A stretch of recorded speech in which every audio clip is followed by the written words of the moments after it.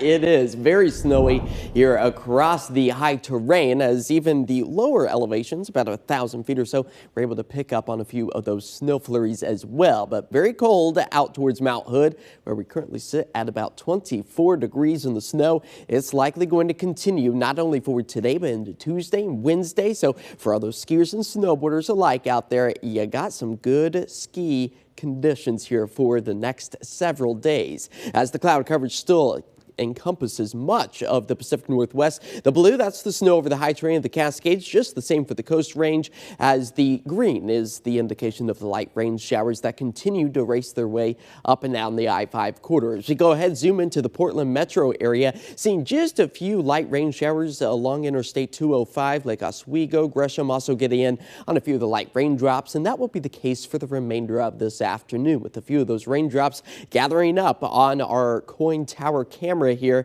as we look off to the south. Still seeing temperatures, though, very comfortable in towards the mid-40s. But to put it into perspective, we should be seeing about 10 degrees warmer for our afternoon highs compared to where we currently stand. But at least those sunsets giving us the spring-like feel at about 6:04 this evening, with winds out the east-southeast at about 10 miles per hour.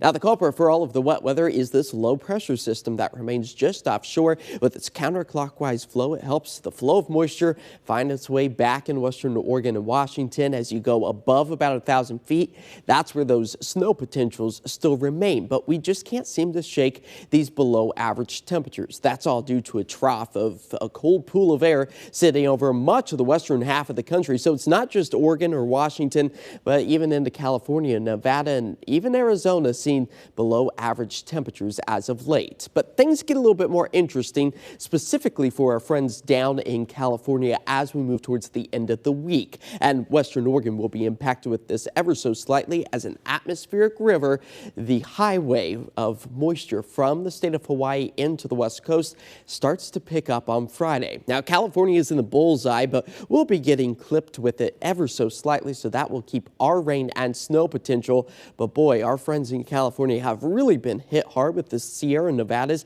expecting to pick up nearly 48 inches of snowfall from now all the way through Saturday. And western Oregon and Washington also picking up on a healthy dose of additional snowfall.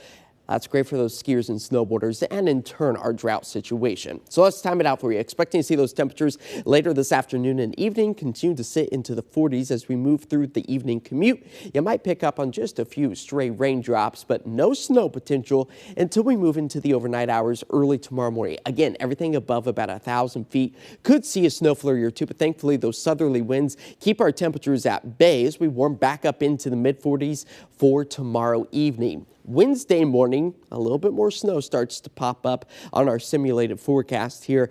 But again, if any snowflakes do make their way down to the ground in Portland, it will be melting on contact due to those temperatures sitting in the mid-30s. And then the 40s return once again by the afternoon hours. Our forecasted rainfall totals anywhere from about 1/10 of an inch to 1/4 of an inch from the coast to the I-5 corridor, as our snow elevation remains above about 1,000 feet all the way through the week's end, and warming actually above about 4,000 feet. Today, expecting our afternoon highs to get close to 50 degrees. I think we'll struggle to actually make it there as the cloud coverage does remain. Tonight, we fall back into the mid-30s with a hit and miss shower, a very real possibility, with winds out of the south at about 5 to 10 miles per hour.